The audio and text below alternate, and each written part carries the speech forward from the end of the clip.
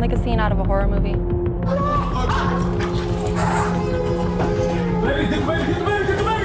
He brought duct tape, rope, different forms of pliers, a couple of different butcher knives. His plan was to torture her for the next 3 days. This is True Crime Arizona, an Arizona's Family Originals podcast.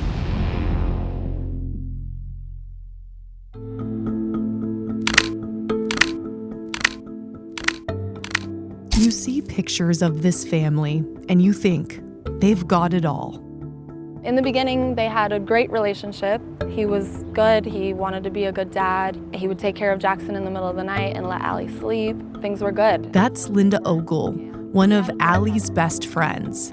She watched Allie take on a new role as mom. We're not using Allie's last name in this podcast episode to protect her at the wishes of her family and friends. Allie and her partner, Todd Marchetti, welcomed little Jaxson into the world 6 months ago. It was an exciting time for all of them. She's such a good mom. She loves Jaxson so much. And Jackson's perfect. He's a perfect baby. But so often, pictures never really tell the full story. Behind the scenes, Linda says the relationship had become very toxic. He had a drug problem, and I think that's part of what caused kind of this break for him was the drugs.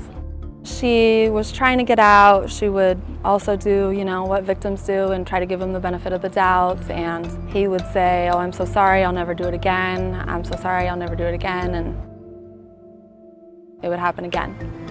So she was extremely trauma bonded to him, and it was a very tumultuous relationship. 2 weeks earlier, there had been a domestic violence incident between the two. Somebody called the cops on that, and he was told to leave, and nothing really escalated from there.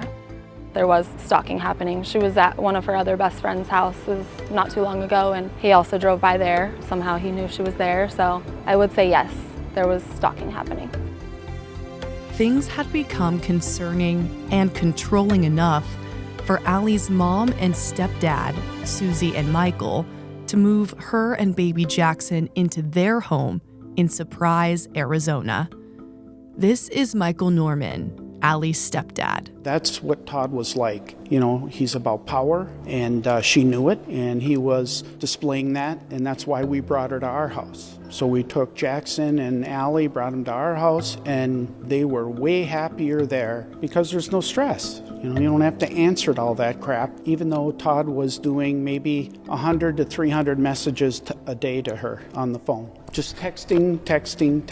It was not healthy. And again, when you see domestic violence happening and your child is 31 years old, it's not like I can grab her by the hand and tell her she needs to choose for herself that that's not a good place to be.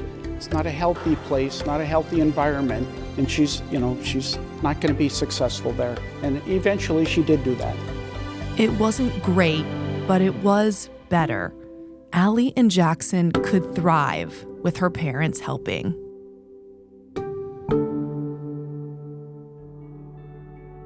Her parents left to go on an Alaskan cruise with their friends. They had spotty cell phone service at best. It's Friday, May 17th. We were having drinks with friends on the ship, and Allie's friend texted Susie to tell her, "Do you know what's going on?" Well, we didn't. Their entire world was about to be turned upside down, with the public watching it unfold in real time. It's basically like a scene out of a horror movie, to be honest with you. That's all I can describe it as. This is a literal horror movie.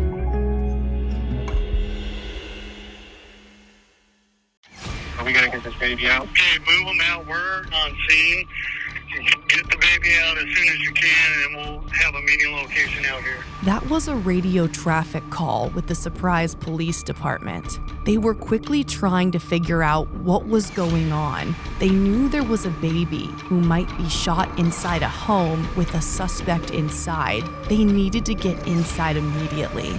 Officers were wearing their body-worn cameras. Get up! I think he's barricaded. Baby. Baby. Go, go, go, go, go. Baby, get the baby, get the baby, get the baby, get the baby, get the baby. Get the baby. Go, go, go, go, go. Get the baby, get the baby, get the baby. Go, back out, back out. Back out, back out, back out. We got the baby, we got the baby. We got the baby, we got the baby. Jackpot, we got the baby, we got the baby. It was chaotic, tense, and emotional. This baby was shot 4 times, but somehow alive. A SWAT situation was starting to form.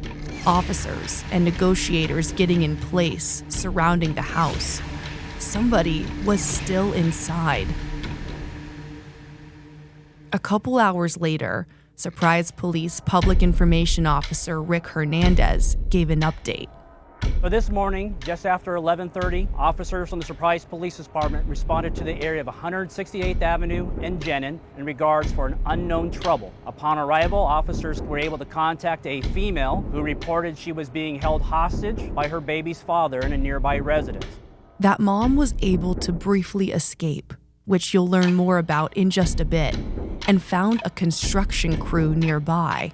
She actually contacted construction crew here nearby to use their phone to call us. The female reported that her baby was 6 months old, still inside the residence with the child's father, and she believed the baby was in danger. And upon arrival, they heard multiple rounds of gunfire coming from inside the residence. Those officers forced entry and were able to rescue that baby. That baby sustained multiple gunshot wounds and was airlifted to a nearby hospital with serious injuries.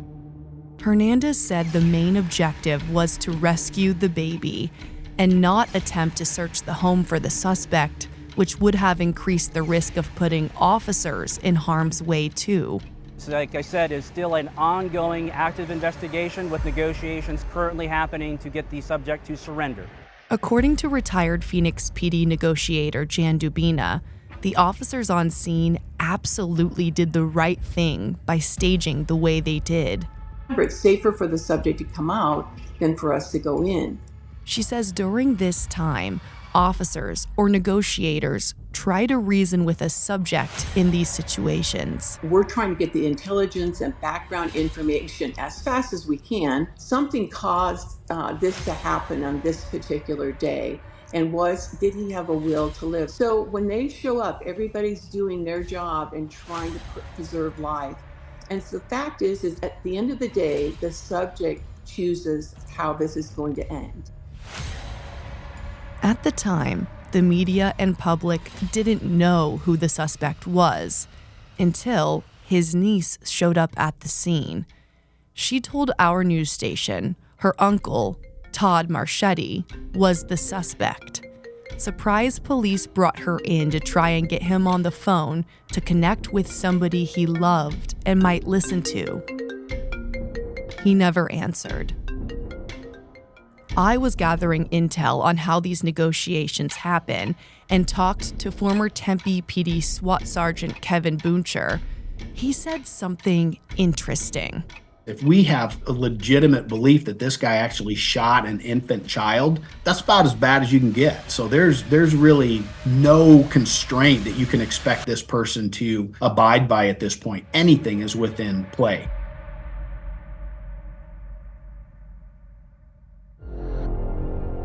That's exactly what happened. What was already a bad situation became even worse. You can see a lot of flames coming out. Black smoke billowing out of this building. This fire only seems to be accelerating. Those flames are intense. All of this sudden, in the middle of TV coverage of the SWAT situation, the home, this fire just exploded in size within just minutes. Quite literally explodes into flames. We were watching black smoke billow out of all the windows, bright orange flames lighting up the neighborhood. It wasn't just a fire, but rounds were also going off at the same time, to the point that the police department and fire department had to delay their next steps. At this time, we do not know the source of the fire, whether that was started by the suspect. What we can tell you is that will be further investigated. The response for the fire department was delayed because either the suspect was continuing to fire rounds in the residence or there was burn-off of rounds inside that residence. At this point, we didn't know if the suspect was dead or alive. He was believed to be inside, but anything was possible. This neighborhood in Surprise is brand new and still being built. Families had just started moving in. Deirdre Bauman was visiting her friend from Chicago, staying in her house on the same street. They were terrified watching and listening to this all happening right outside. We looked out the window and there were multiple SWAT teams, multiple police agencies, drones, helicopters. It was unbelievable. We were standing to the side of the windows or down on the floor because easily a bullet could have traveled. They didn't know what was happening and if they were in danger too, but they did know a baby had been shot. We were praying a lot that the baby was okay. It's very difficult to understand how something like this can happen, how a father can shoot at a 6-month-old baby. That is beyond evil. There were a lot of questions that wouldn't be answered until the next morning. Was the suspect inside for sure Todd Marchetti? Did he start the fire? And did he die in it? To start, Surprise police answered those immediate questions. The suspect, identified as 51-year-old Todd Marchetti, refused to come out of the home and after an hours-long standoff, set a fire started inside the home. Fire crews were unable to immediately tend to the fire due to sounds of gunfire coming from within the home. They discovered the remains of Marchetti with an apparent gunshot wound to the head. We had negotiators attempting to make contact multiple times for several hours, and there was never any positive contact. And via telephone, we did see movement that was reported multiple times, and throughout the time when he was refusing to exit the residence peacefully, we were hearing gunfire, and that included when the house was on fire. We were still hearing gunfire. Surprise police later clarified they're still investigating the cause of the fire, but tell me they spoke with the victim's family, who believes Todd started it himself. What we were about to learn was Allie was the mom who went to get help, and the baby shot multiple times was little Jaxson. Family and friends were about to fill in the gaps of a horrifying story from start to finish. The shots that rang out, the fire, and his death were just part of the story, the climax after a reign of terror. Allie's friend Linda Ogle says it began well before Allie was able to call 911 at 11:30 that morning. Todd Marchetti was not supposed to be at the house, but remember, Allie's parents were out of town on a cruise. Todd then shows up. He broke in at 3 o'clock in the morning. He used an axe to get through one of the windows. So he broke down the window with an axe. He brought a lot of supplies with him and had quite a plan of what he was going to do. He brought duct tape and ropes and different forms of pliers and a couple of different butcher knives. He broke in at 3 o'clock in the morning, basically held her hostage up until 11:30 in the morning. She was dealing with a lot of traumatic things happening to her during that time period.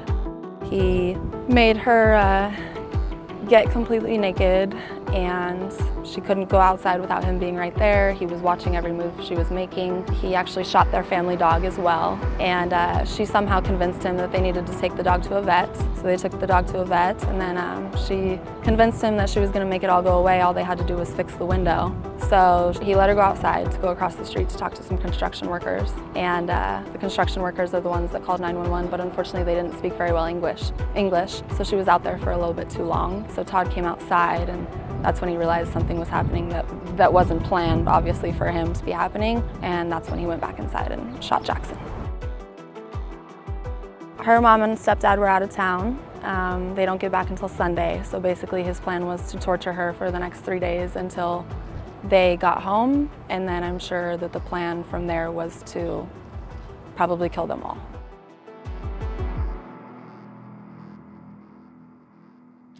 This was so upsetting and disturbing to hear. Linda said Allie kept saying it should have been her that was shot, not Jaxson.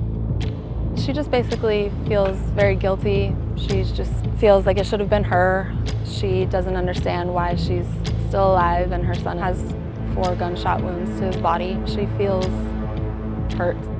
She saved both of their lives, and I've told her that multiple times. She said, oh, well, I should have just taken Jaxson out of the house with me. I said, if you would have picked that baby up and tried to walk out of that door with him, he would have opened fire on both of you, and neither of you would be here right now. So I think in terms of how horrible the situation is, it went the best that it probably could have gone.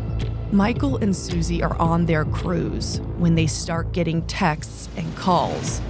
When we got the call on the ship and they said Jaxson was shot 4 times, I didn't expect to hear he's alive and he's doing, he's okay, he's at Children's Hospital. Never dreamt that those words were going to come out of somebody's mouth. But once we did get word that he was in critical condition, I mean, that's called hope, right? And that's what we had. At the same time, they're focusing their efforts on Jackson's hopeful recovery and trying to get off the ship to get a flight back to Phoenix.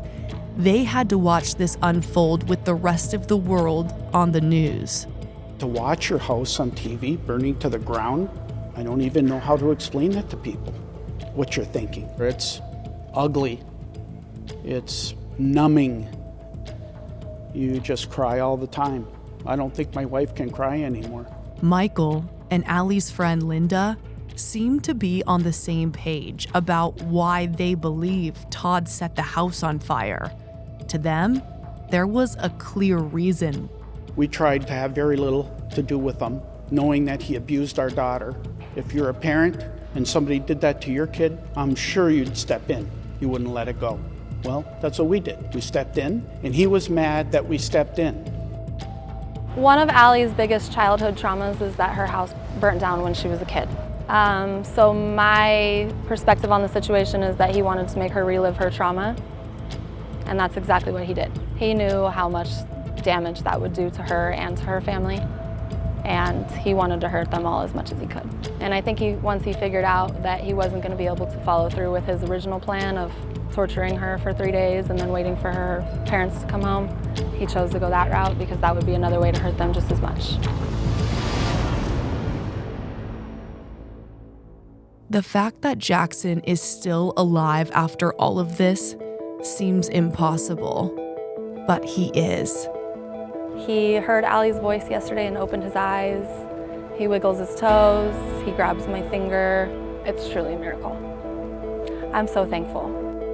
Linda has been in the hospital with Allie. Her parents did make it back to Arizona and were able to give the public more of an update of where he was shot and what his recovery is looking like.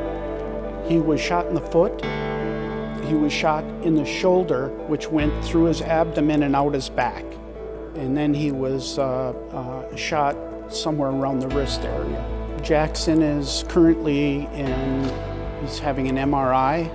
They're trying to make sure that his intestines and everything are clear of any lead from bullets or anything else. But he's awake. He'll open his eyes and we'll rub his head and tell him we love him. Jaxson has undergone multiple surgeries.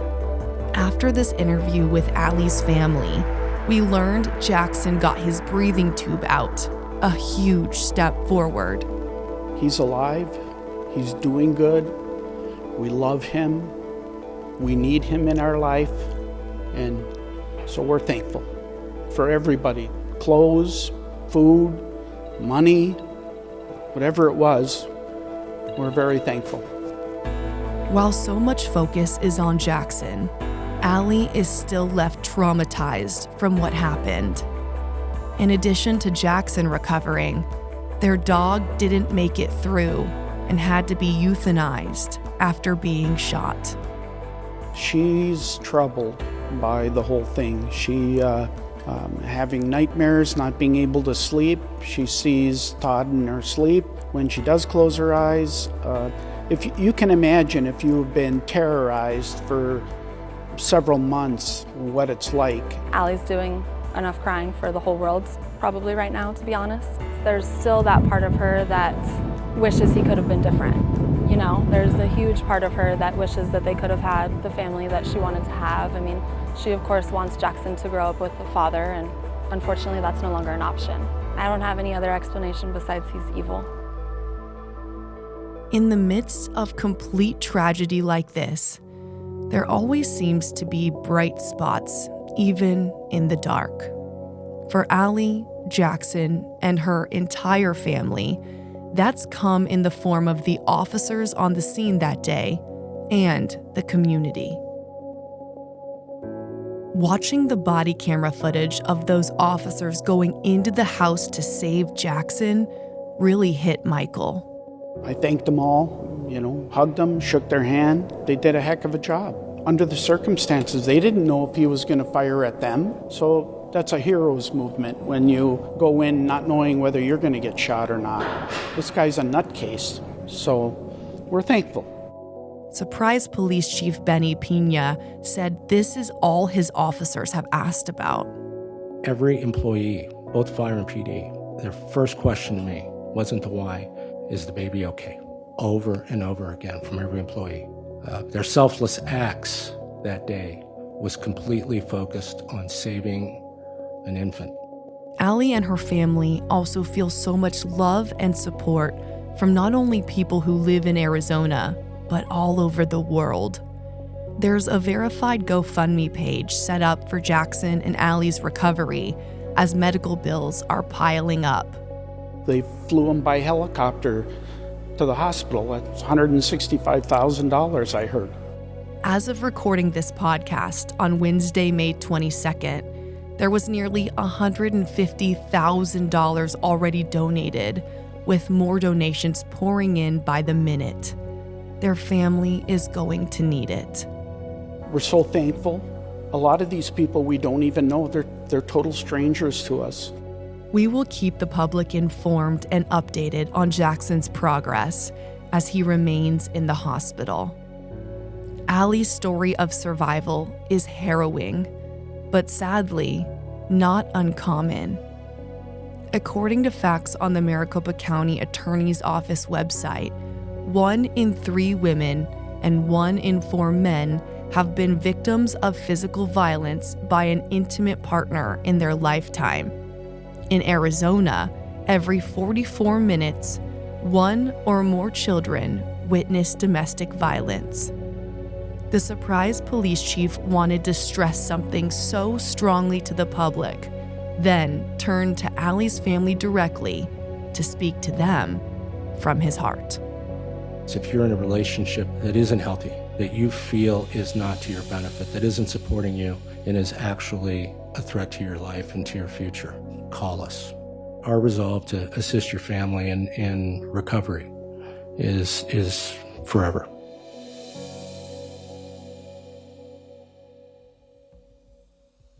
If you'd like to donate to Allie and Jackson's recovery, a link to their verified GoFundMe page is in the description of this podcast. I'd like to thank our other AZ family reporters who have worked on and contributed to this story: Alexis Dominguez, Zach Prelutsky, and Michaela Marshall. If you or anyone you know is a victim of domestic violence, you can call the National DV Hotline at 1-800-799-7233. Or if you're listening in Maricopa County, you can call their DV hotline at 480-890-3039. True Crime Arizona, the podcast, is hosted by me, Brianna Whitney, and produced by Sergio Hernandez. It's a production of Arizona's Family, 3TV, CBS 5, and azfamily.com in Phoenix, Arizona. This is True Crime Arizona, an Arizona's Family Originals podcast.